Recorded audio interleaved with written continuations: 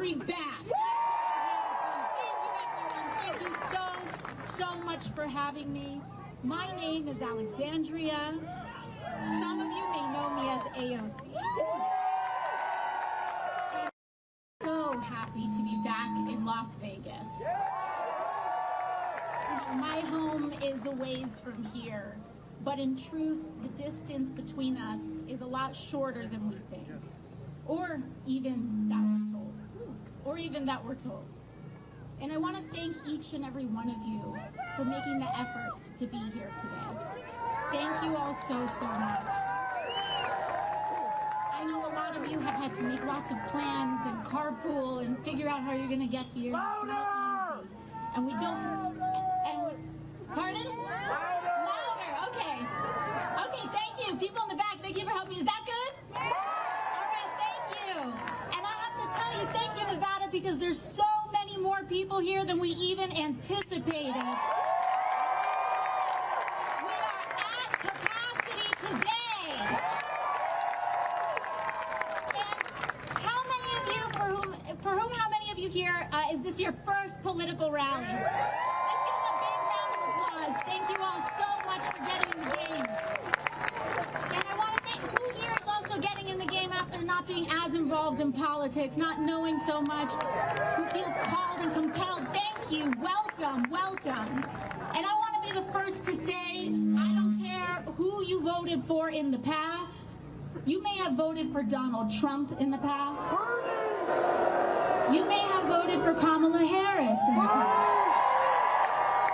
You may have not voted at all in the past, but I want you to know that, but you are here, regardless of all of that. You are here today, and I want to thank you for that. In fact, we're all here together because we share in the frustration and the heartache that comes from watching those in power actively tear or refuse to fight for everyday working Americans like us. And we are here together because an extreme concentration of power and corruption is taking over this country like never before.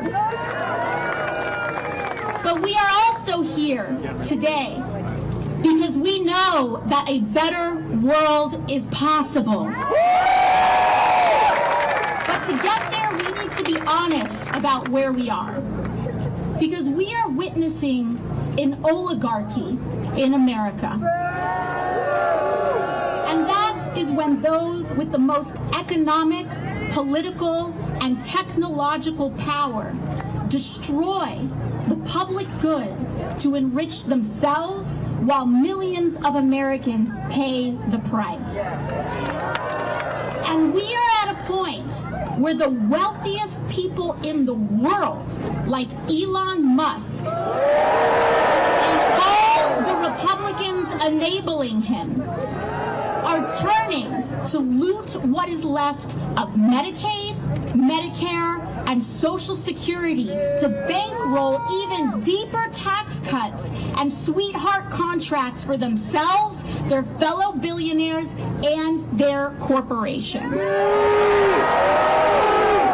And our political system right now is ill-prepared for this abuse of power. In fact, our political system enables it, starting with the role of money in politics. But I am here to remind you that we are not powerless in this moment. People are starting to put the pieces together. And ironically, the most divisive forces in our country are actually starting to bring more of us together. And that is important because the billionaire and the elite class derives their power from dividing working people apart along lines of left or right, race and gender, creed and culture. They will throw every label and judgment and cultural debate at us in the book to keep us distracted and from realizing that the only division that is truly hurting our country the most is the endless greed by those at the very, very top at the cost of everyone else. And that is why it has always been up to us, the working class of America. Our power comes from remaining focused, together, and building a movement where there is a place for everyone. For all the big talk that Republicans and the Trump administration like to flap about working people, if you actually listen carefully, every once in a while they let the mask slip about what they actually think about us. You know, just last week, President Trump's lawyer, her name is Alina Habba, she went on television, and when she actually had to be faced with explaining her job, and when she actually had to be faced with doing her job, this is what she had to say. Quote, what intellectual thought? When she was asked about me, quote, what intellectual thought? You were in a bar. You were in a bar, AOC, and not to have a drink, but to serve one. And I want you all to understand, I don't care what this woman says about me, but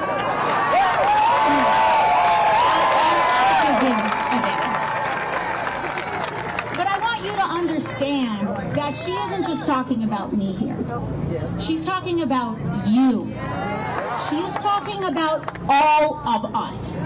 Because the entire job of the president's lawyer is to speak for him. Trump hired her to speak for him. So imagine what it means for our country that the president's own lawyer cannot even conceive of a working class person being intelligent simply because of the job that they have. This woman could not even recognize the American dream if it was fed to her on a silver spoon. But understand that this kind of disdain for working people by the most powerful people in this country doesn't just come from not being raised right.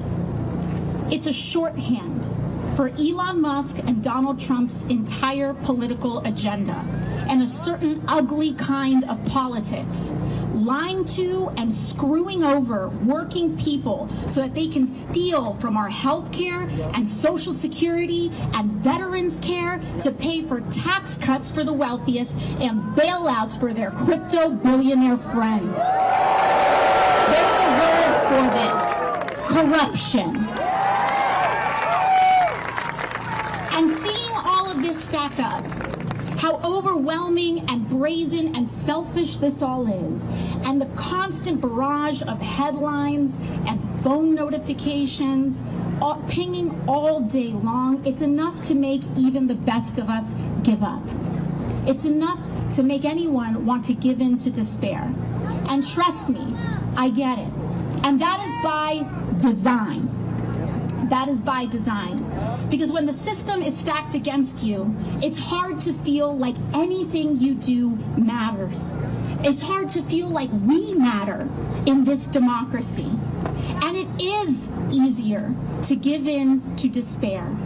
And I can tell you, for a while there, when I was working as a waitress, years never being able to get ahead, I felt that way too.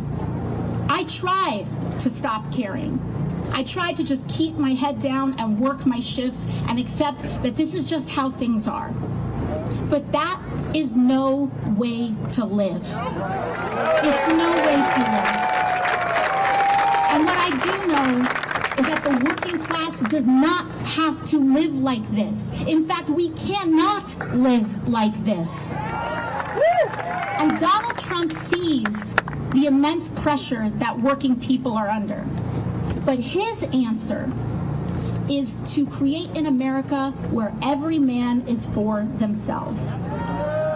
Now that he's in power, we can see it clear as day.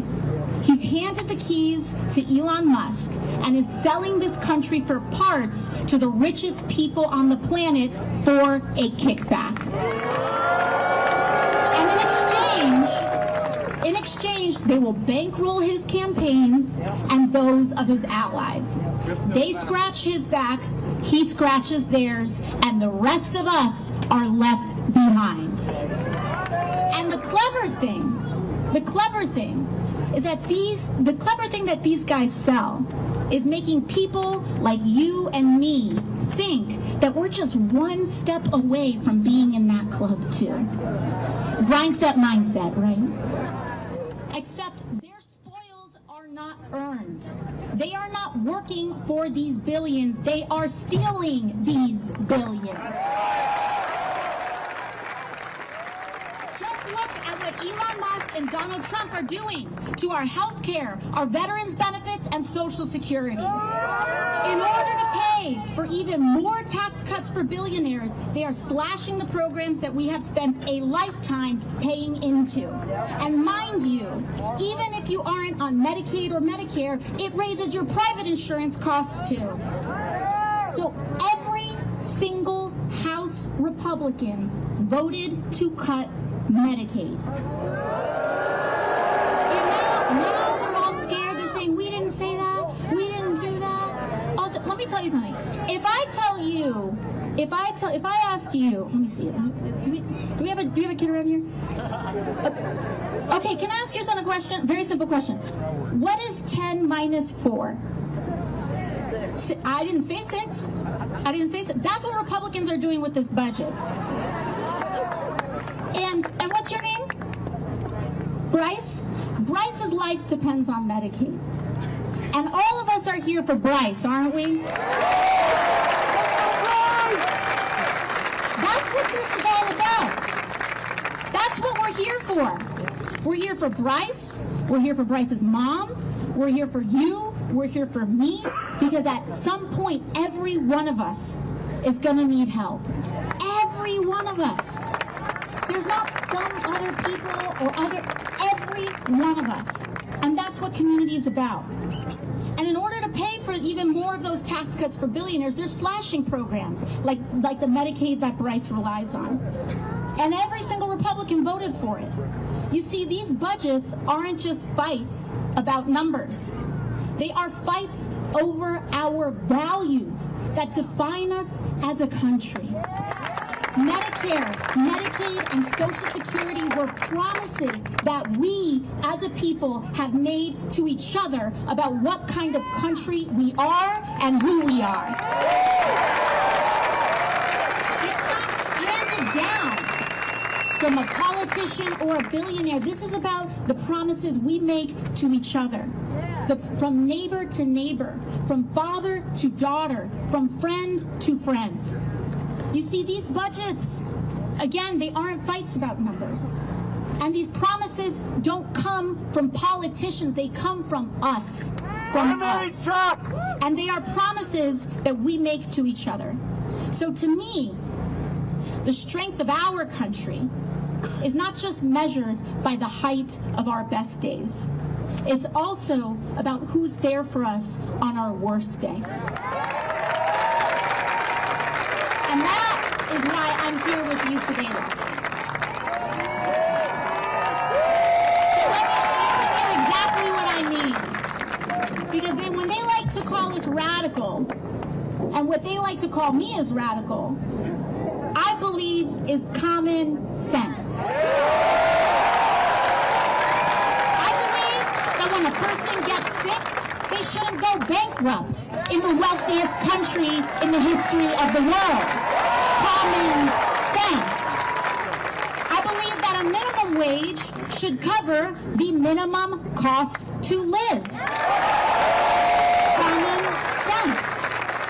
And by the way, we should see that not paying a living wage is also a form of corporate welfare and looting. Because big companies like Walmart and Amazon often rely on the food stamp program and public coffers to cover the wages that they won't pay.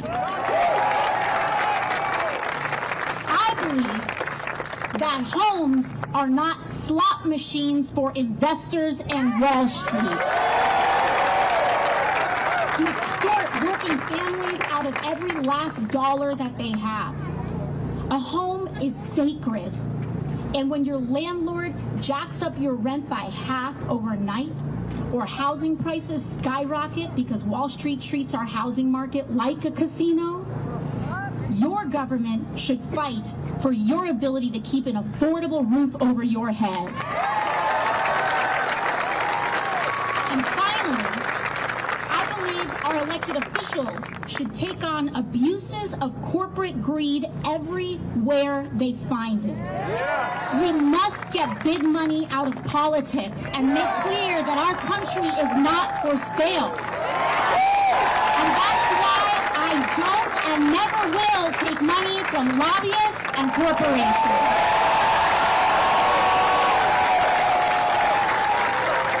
You know, Fox News and the right wing will have you believe that these American values are something out of the Communist Manifesto. That we believe these things because we went to college and read them in a book somewhere. But let me tell you, Fox News, I don't believe these things. I don't believe in healthcare, labor, and human dignity because I'm a Marxist. I believe it because I was a waitress. Because I scrubbed toilets with my mom to go to school. Because I worked double shifts to keep the lights on. And because on my worst day, I know what it feels like to feel left behind. And I know that we don't have to live like this anymore, Las Vegas. We deserve better than this, Las Vegas. And despite the chaos that surrounds us at the moment, I want you to know that we are closer to that world than we think. This isn't just about Republicans. We need a Democratic Party that fights harder for us too.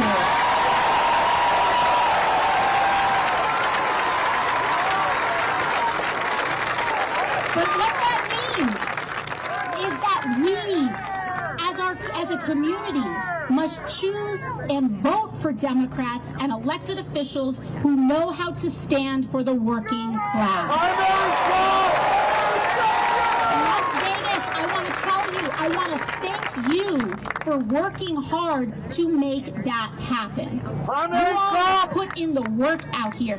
Your representative, Stephen Horsford, is a culinary union member. You did that.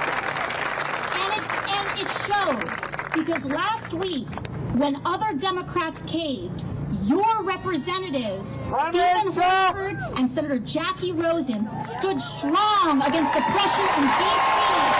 and voted against the Republican spending bill that cuts billions from programs for the working class and for our veterans exposed to burn pits. Representative Susie Lee and every Nevada House Democrat voted no too. So I want to thank you. Your state is pulling its weight out here. With the courage to brawl for the working class. So we must defend them, but we can't stop there. Thank you. I want you to look at every level of office around and support brawlers who fight, because those are the ones who can actually win against Republicans. Let's be real about that. And beyond elections, our task is also to build community. I'm talking about block associations, volunteer groups, causes around you. That is the connective tissue, because community is the most powerful building block we have to defeat authoritarianism and root out the corruption in the White House. So I'll end where I began.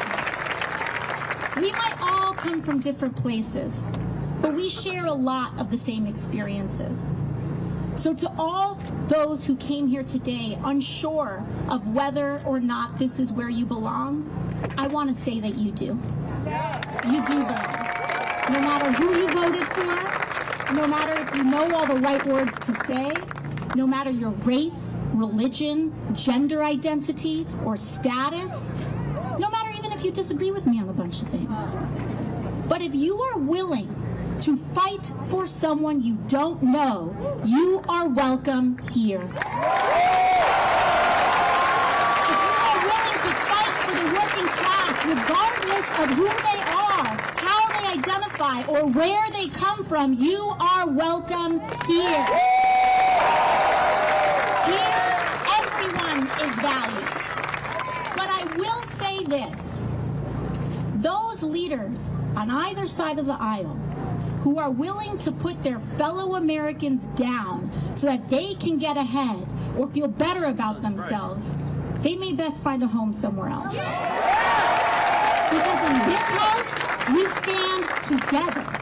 Because here we know that together, without exception, is the only way that we can win. So no matter how you identify or what you believe, especially out here, if you're a trans kid or a family of a trans kid, an LGBT family, we can't throw you under the bus and out of the room. In fact, we can't win without you. And I want you to know that the world needs you.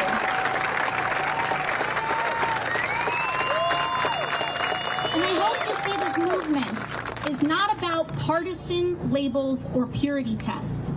It's about class solidarity. The thousands of people who came out here today to stand here together and say our lives deserve dignity and our work deserves respect. No matter who we are or where we come from. And we are here to make a sacred promise to each other and to kids like Bryce.